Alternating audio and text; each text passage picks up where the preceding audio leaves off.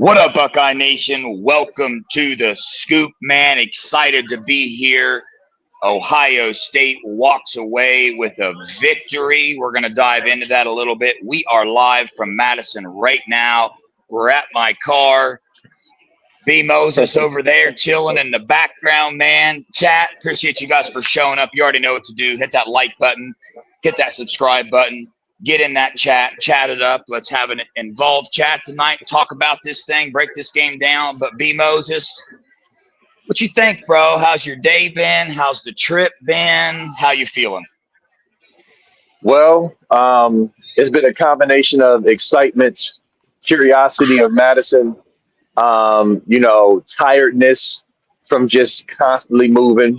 We were up till like almost 4 a.m. just kicking it, eating cheese curds and wings, and stuff like that. So it's a combination of all of that. Madison has been good to us. The people have been good. The fans have been good. Everything has been dope so far. The game had some frustrating moments. We're going to talk about it, but it also has some satisfying moments. So overall, listen, I'm good, man. I'm happy to be here. I'm enjoying myself. This was dope. And so I'm just glad we got that dub, period, because there's teams who are losing to unranked teams at home. They can't say the same. So I'm very grateful that we were able to come on the road and blank a team, no matter how bad they are. Yeah, no doubt. I know I'm currently frozen on the screen. It's because I'm on my phone. I'm going over here to the stats, man. I want to go over this. We'll start with offense, man. We had 491 total yards, 394 passing yards with only 97 rushing yards, average 7 yards per play, man. Julian saying, bro, 36 for 42 with 390 some yards. Isaiah West, the leading rusher, 54 yards on 9 carries. Carnell Tate, 6 receptions for 111 yards, 2 touchdowns. Jeremiah Smith, 97 yards with 9 receptions, dude. Obviously, we sat beside each other during the game. So I'm going to let you take offense first. I'll dive into the defense first. But give me your breakdown of offense, some things you liked, some things you didn't like. Let's hear it. Yeah, so I think the obvious thing that we didn't like was we're still struggling with the run game. We're still trying to find our way through the run game. And as I've been saying on the podcast, in my opinion, you saw more of it today. We're still trying to work some things out. Now, listen, we leaned on the pass because we knew Wisconsin couldn't check our receivers, and that was the path to move the ball. But listen, the balance is, because some people say, well, just pass it. We can't run. You can't completely abandon trying to run the ball. The same people who are saying, don't run it, just pass, are going to be the same people if we don't work on it now and get it right in the postseason or in Ann Arbor if we can't run the ball effectively when we need to. I'm not saying we have to be this run-heavy team, so I'm just kind of laying that out. The run game has to continue to improve, but I tell you what, Isaiah West is probably, and I told Devin the game, he's he is the second most natural runner on this team. Notice I didn't say second best back. I think he's the second best back too, but I think he's the second most natural runner. His vision, his way to get north, he's hard to tackle. He falls forward. And I think they kind of saw something more today. As you can see, the carries, he kept getting more and more carries. And so they're still trying to find something. It's not just the O-line. It's a combination of the O-line. Tegra has to get better. He still is too inconsistent. And then you got the predictability of the run game. And then, of course, you got the backs sometimes not seeing it. Bo Jackson is the best of them, but he's still a freshman. It's a combination of all those things. So Ryan Day and this coaching staff still trying to find this run game and get it going, as we go into the bye week. But I think I like that last drive where we ran the ball successfully down the field and were able to score. I think that was a good way to end the game with the run game going into the bye week. But overall, it was very frustrating seeing a struggle through the run game, Dev. Yeah, man. You sat beside me, so you know my frustration with it.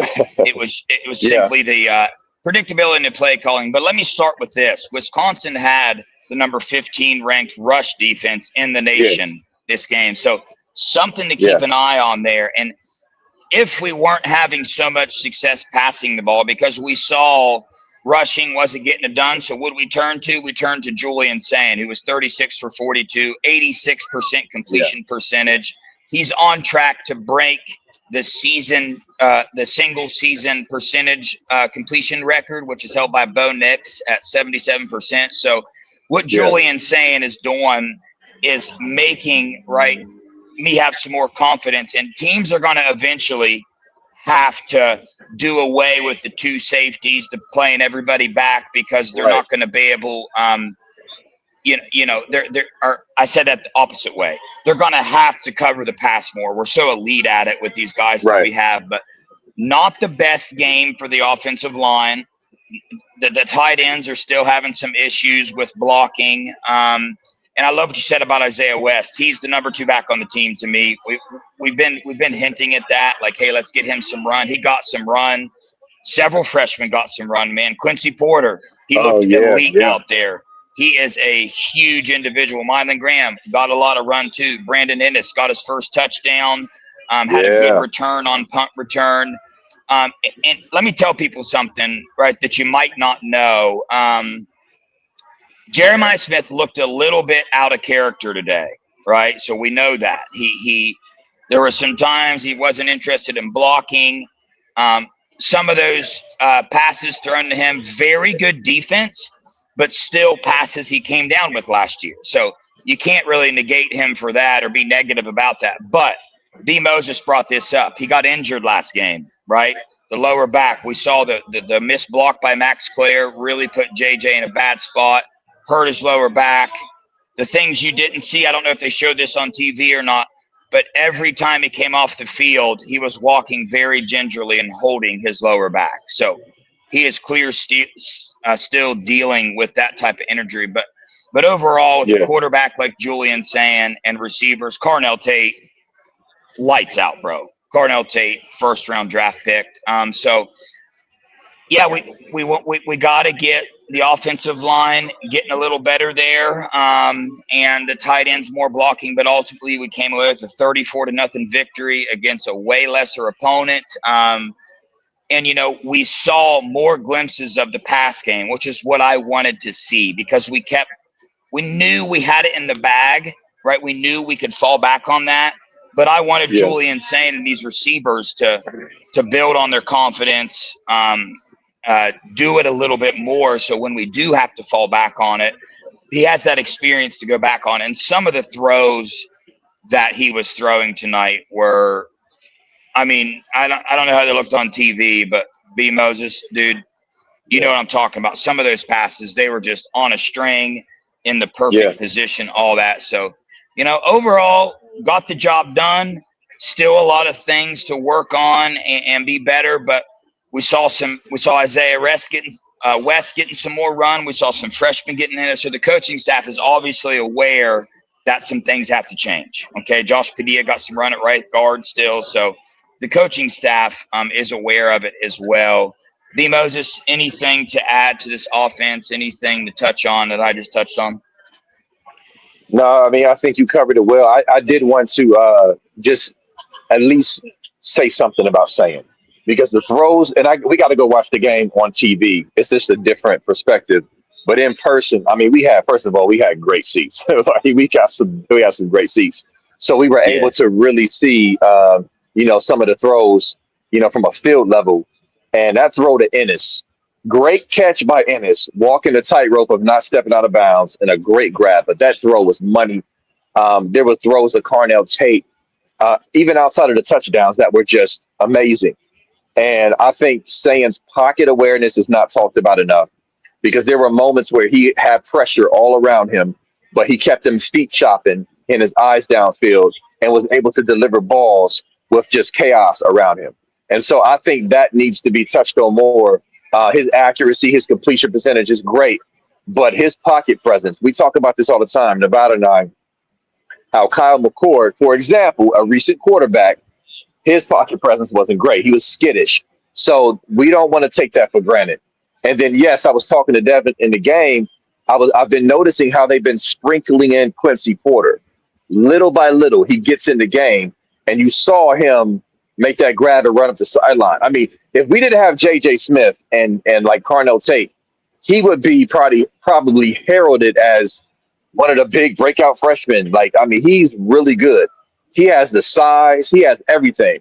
And so to me, I try to stay balanced and look at the big picture as far as the entire season, because yes, we got to work on this run game. We got to keep things going.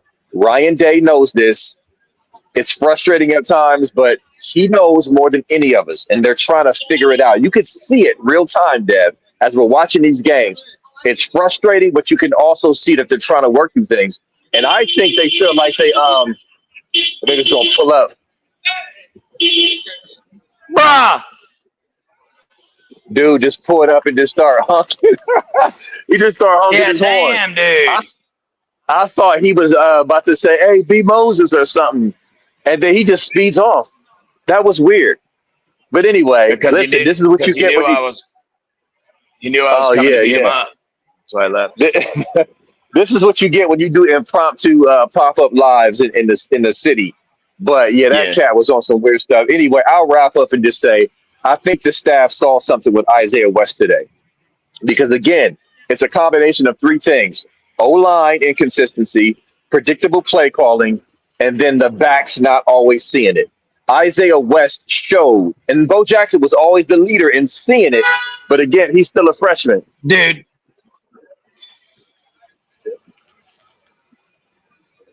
We got people pulling up on us.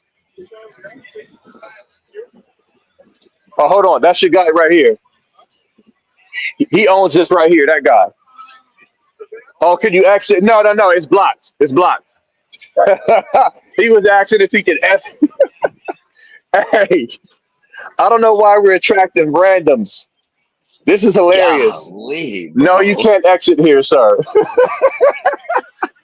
Who comes up and beeps at random people and says, "You cannot exit there, bro. Look for yourself. See if you can exit." Clearly, you can't. And anyway, listen, I was just talking of how good Madison was treating us, and now we getting two goofies. But anyway, here come another van. They gonna turn here. Okay, good. No, so listen, I'll finish up my comment. The bottom line is they're still trying to work through this, and they're trying to figure it out. I think Isaiah West is clearly going to take carries from Peoples. Donaldson is still going to be a short yardage back. He does fine when we're not being predictable. He'll get you a 7-8 yard run off tackle. And of course, Bo Jackson is the man. They're going to keep working at this until we get it. And so hopefully this bye week, they can spend some time figuring out what the best personnel is. And Tegra, listen, man, Tegra, come on, bro. He's been consistently inconsistent since he's been here. So he has to get it together, man. So anyway, go ahead, Dev. I'll let you jump in. Hopefully we don't get interrupted again. Yeah, man. It's really cool to have such an elite team that can go out and we can sit here and talk about things that we know they can be better at. It sounds like doom and gloom. It sounds like negativity. It's not. This is an elite football team. We won 34-0, and there's areas that we can get way better at. Dude, with watching the Miami game, with what happened to Penn State, Ohio State is clearly the best team in the nation right now at what they're doing. And Ryan Day, at this point in time in the season, I just put my trust in him, that what he is doing, there was no need to do any more than what we did on offense. Yes, it was frustrating. Yes, there's things to clean up with the penalties on both offense and defense. Jaden Fielding with the missed field goal kick. I'm gonna hold off on that tonight, B. Moses. Right? All right. I'm gonna hold off on me and Fielding, but maybe a kicker will get in the portal. That's what I'll say there. But man, a lot more room to grow with this team, and we're winning games 34-0 that are away.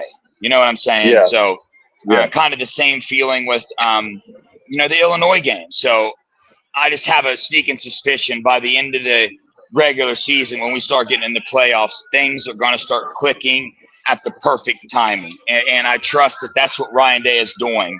He's being patient. He's trying to get these things down that the team might not be the best at, because if we become elite at the things we're not good at, it's just absolutely unstoppable. So over to the defense, man. We held him to 144 yards. Really, we held them to under 100 yards. We saw the second string defense get in, and they gashed us up. They rushed for 95 yards, passed for 44, something like that. This defense is stupid crazy. We all know the normal people to talk about, the Arvell Reeses, an alien out there, Caleb Downs, leading tackler tonight. So we all got the regulars to talk about. Who I want to first bring up is Tywall Malone. For the second game in a row, he has looked elite. Several tackles, a pass tip. I mean, he's feeling himself. His confidence is growing, and we need that. That's what we need to happen. K-Mac still doing his thing on the inside. I just keep absolutely loving what this defensive line is doing, and these linebackers as well. This defense is scary good, man. They're scary good. When you look up at halftime and they have like 34 total yards with, I think, 1 or 2 first downs, I don't care how bad the team is. We've watched how difficult college football is becoming. We've watched teams that are supposed to be really good lose, okay? Yeah. Watch Miami lose to Louisville. Penn State loses to Northwestern. So what Ohio State is doing, they're making it look easier than what it really is. And what this defense is doing, they're making it look easier than what it really is, right? So the shutout tonight, but they just keep impressing me, man. The defensive line keeps getting better. Edric Houston played tonight. He looked good out there, man. He did. Looked energetic. Was happy on the sideline. He's been going through some things. So to see him do that, to see these backups on the defensive line come in and do what they did, that's what really gets me excited on the defensive side of the ball. And then, of course, you got Devin Sanchez, the true freshman corner out there, was balling out today as well. So, D-Mo's, just defensive thoughts. Let's hear them. Yeah, I agree with all that. I was going to mention Sanchez, but one thing I'll say is the more reps these guys get, like Peyton Pierce is settling in more and more. You can see him, because he's still a new player. Like he's still getting his legs under him, and you can see him reading it quicker. He's triggering faster. He's in the right position. He's getting more comfortable. Shout out to Peyton Pierce. And yes, Sanchez, he's a freshman. He hasn't been perfect, but he hasn't been toast either.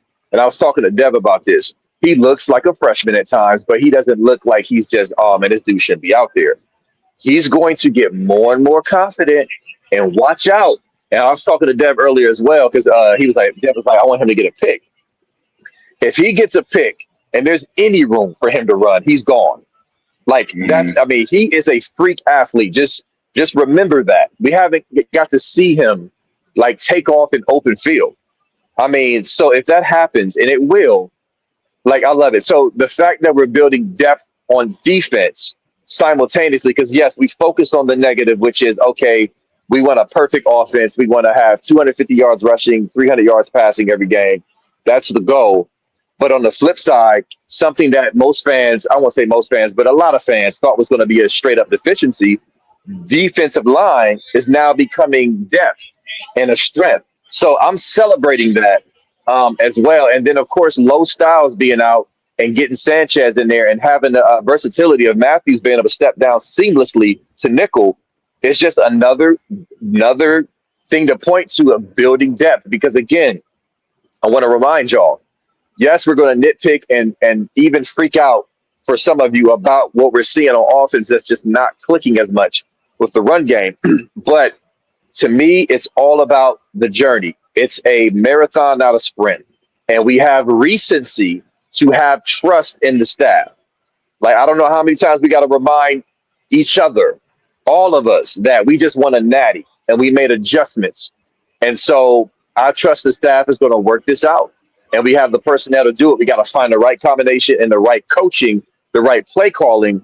And I think we're going to do that. But, yeah, defensively, I know Wisconsin's not a great team, but it was still great to see guys out there executing and just doing their jobs, period. So, yeah. Yeah, it was. I mentioned in the pregame show, probably one of the hardest things about this game was it was on the coaching staff to get these guys fired up for this game, okay? Because they know the Wisconsin struggles. They watched the film. They saw how bad this Wisconsin team was. That's just the truth of the matter. So, that was the hardest thing. And you saw a little bit of that tonight. You saw a little bit of lack of focus, the missed tackle on the fake punt, and them converting a 4th and 16. Yeah. You know, some of the penalties. You saw a little bit of that, but overall, it's really we nitpick because we know how good this team can be, and we also nitpick because of the eliteness, the good things that this football team is doing. It's almost becoming boring to talk about because Carnell Tate is always doing amazing things. Jeremiah Smith is always Jeremiah Smith. Arvell Reese is always Arvell Reese. K-Mac. Right. Dude, Sonny Styles, Iggy. Yeah, It's like well too. they are so good, and we just always repeat ourselves with the things that they're always doing elite. They had some really good plays. When Arvell Reese rushes the quarterback, he is just unblockable. I mean, he's just too strong. He's just absolutely unblockable. So it was funny, man. Ryan Day, dude, I like Ryan Day more and more. I got a really close-up picture of his face right after that fake punt, and they convert on the 4th down. I can't wait to post it on social media, dude. I can't wait. Yeah, man, he'd be hot, man. Yeah. Yeah.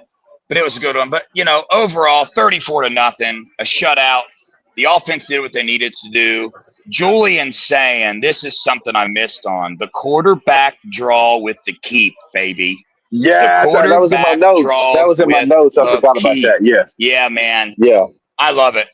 And I think you're seeing now Julian Sand is a little bit more mobile than even us Ohio State fans think. We saw that. We watched him scramble. We watched him scramble and make some really good throws. Even the one to JJ in the end zone, the ball was at the perfect spot. That was just an elite defensive play. It just was. Yes, he made a good play. Yeah. And then the one to Brandon Ennis, right? He's getting chased from behind out of the pocket. So, dude, Julian Sand is going to win the Heisman. He's absolutely elite. He's going to break the single-season completion percentage record held by Bo Nix.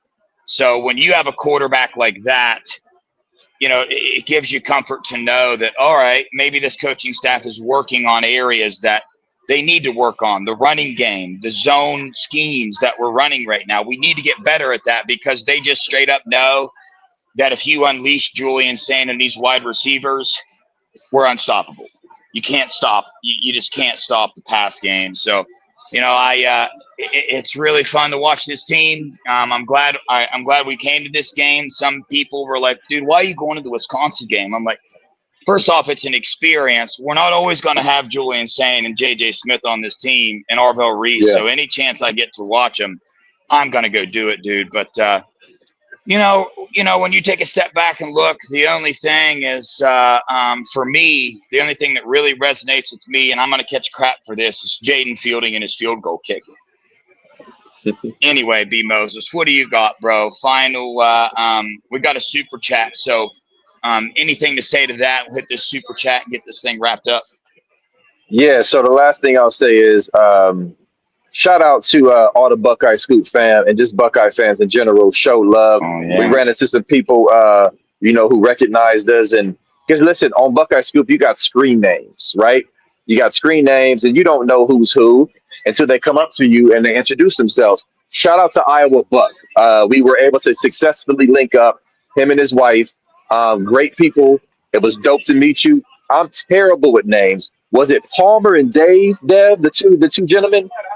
I think it was Palmer and Dave, I believe, that we met. Bro, we literally met like 10 people came up and got pictures with us, recognized the show. So, yeah, I second that, dude. Scoop Nation, Buckeye Nation, y'all are awesome. It was a really cool experience getting called out. Like, it helps when you got B. Moses walking around 6'4", decked out in Buckeye gear. You're a lot easier to see than I am, so that helped. But yeah, we saw Ohio's Tate as well. Your boy Tate from Barstool. We hollered at him. Good guy, good dude. So yeah, a lot of fun, man. And so I guess I'll kind of end and wrap up my thoughts with that. Great experience. Besides these fools out here honking and beeping and asking us if they can cut through here, like we own the lot. Yeah, this is the most popular lot in Madison right now. I don't know why everybody's coming back in here, but. Yeah, dude, right. Amazing experience. Met Lorenzo Styles, the Styles dad again, dude. He had a lot of good things to say. So it's really cool to hear that. this Buckeye team's on a roll. We got a bye week now, man. So it's time for them to heal up. They're starting to be. J.J. Smith needs some rest. Brandon Ennis needs some rest. Bo Jackson needs some rest. Edric Houston. So good time for the bye week so they can get back, watch this film. There's several things to work on. Ryan Day is fired up, man, because it's fundamentals, the penalties, those things to clean up. But it's really nice when you can sit back and have a list of things, right, that you want to see your team do better. And it's in a game that ended in 34-0, dude. We are blessed. We are spoiled. Yes. And we are, right, this is going to go down as, one of the best, moments. And overall, last year, winning the national title, this year, what we're doing, I mean, the expectation this year, like, you're going to look back in 10 years at this, run the Buckeyes have been going on and everything. Recruiting is heating up big time. So it's just great to be a Buckeye. Let's get to this super chat, man. Let's see. Retire number 75. We need to find a right guard. We hit on that. And the thing is the coaching staff is well aware. Beginning of the year, it was Ethan Onianwa, right? Splitting snaps. Now you see Josh Padilla in there a little bit, but it's time.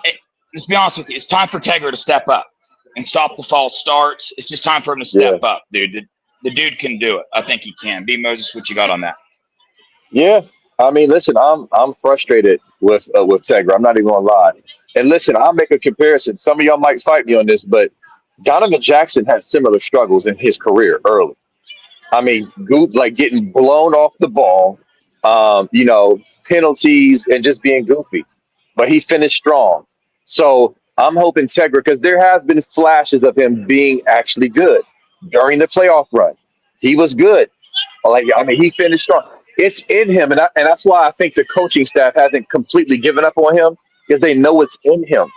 But with that said, this bye week, as we enter in this back half of the schedule, I mean, we got to get it cooking. Something has to give with the offense as far as the consistency, with the predictability of the run game, and everything being balanced and being prepared for the November Big Ten stretch.